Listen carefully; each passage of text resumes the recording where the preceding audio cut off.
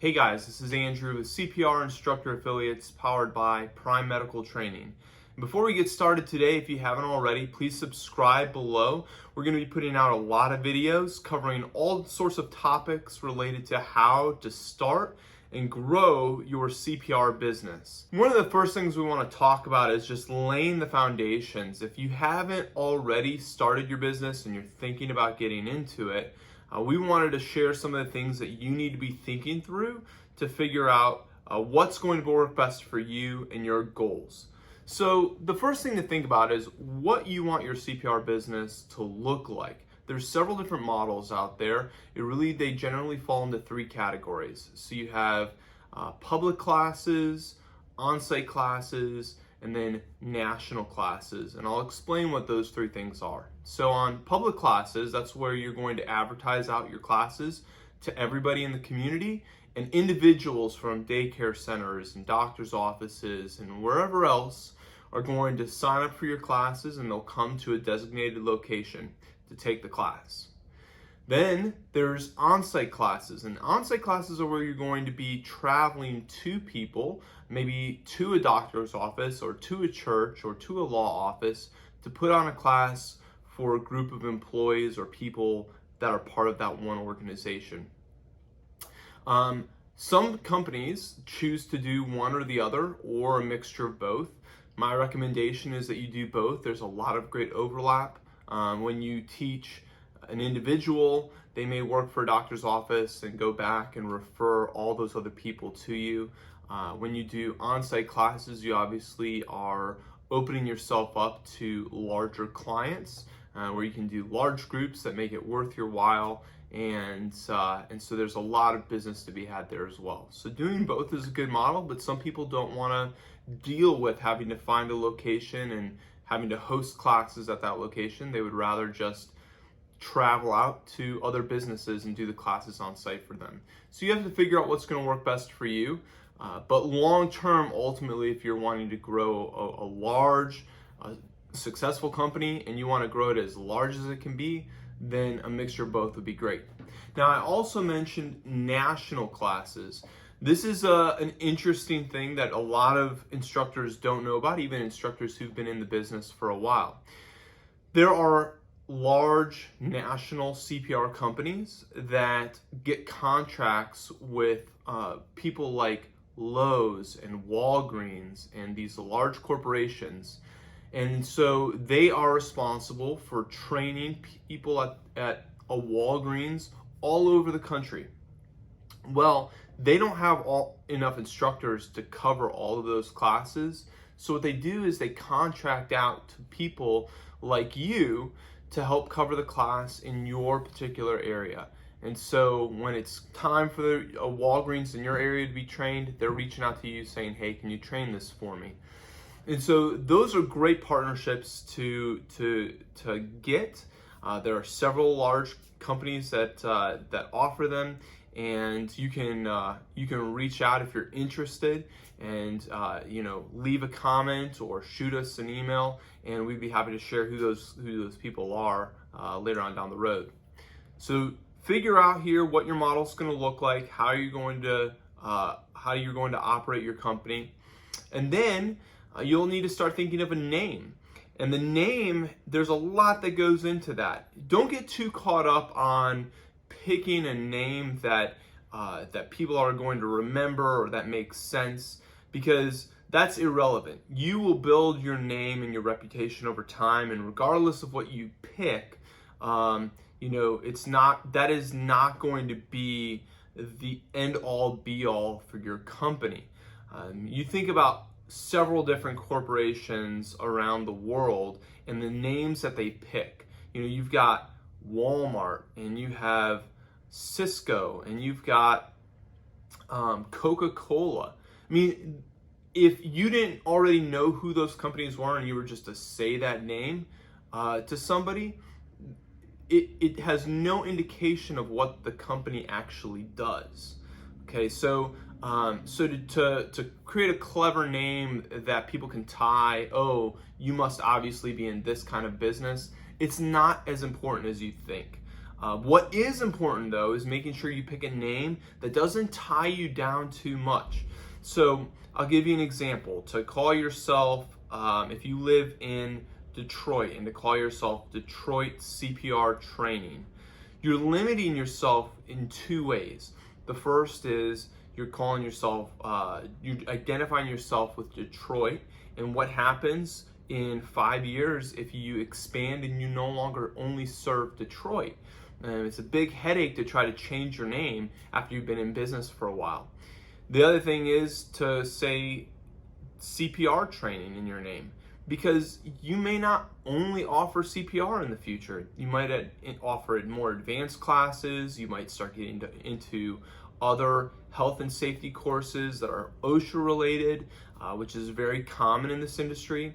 And so you don't know, and it's better to err on the side of caution than in 5 years from now, 10 years from now, having to change your name and do the rebranding and all the costs and headaches that go along with that. So think about that. Make sure you pick names that are going to be classic and will last. So you see sometimes people pick names like 30-2 CPR training. Well, 30-2 is talking about the compression to rate ratio for giving CPR, but that ratio could change. The guidelines, the research could come out and say, actually, instead of 30-2, it should be 15-2 now for adults.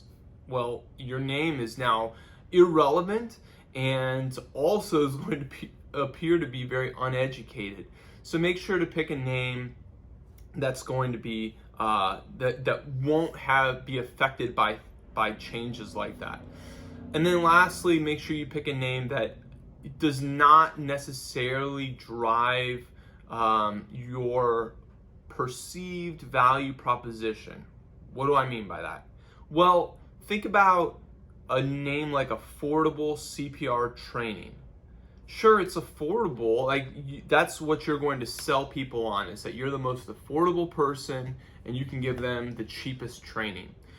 Well, that's great, but as you grow, again, in 5 years from now, you might not be the most affordable person, because now you've got an office space. Now you've got administrative staff. Now you're doing a marketing budget that's way bigger than what you used to be, and you can't afford to keep the same rates, nor do you want to.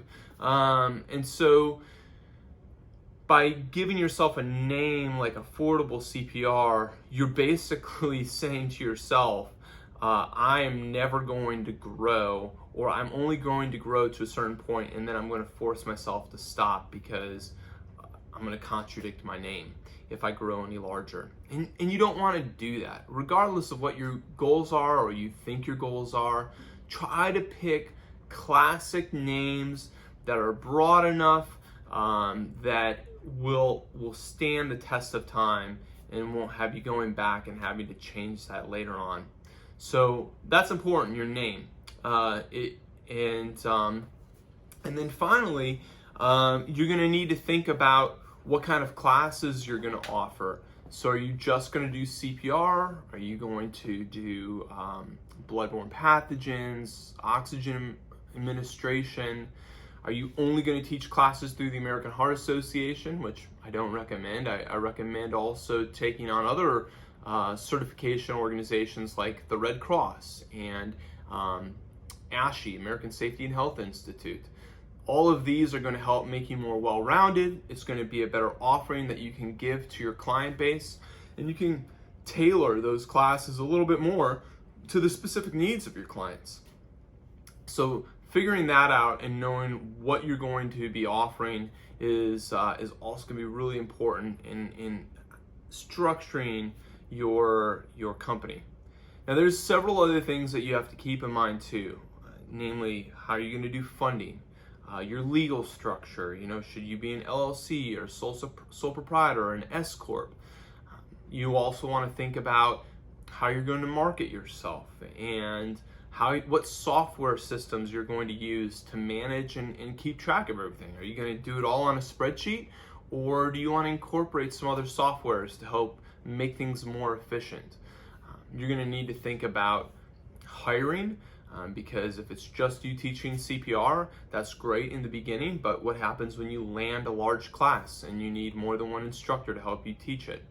All these things are things that you're gonna have to think through and work on. And if you're already in business, that's great, but you may have, each of these areas always has kind of a tiered system. So, how you think about your business as it relates to employees and marketing tactics and all that when you're first starting out is going to be different than 5 years down the road. These are all things that you have to constantly be thinking through and reevaluating. And I always say that, it's a big circle in business, and you have all these topics that you're having to deal with. And as soon as you change one thing, you have to change everything else on the wheel.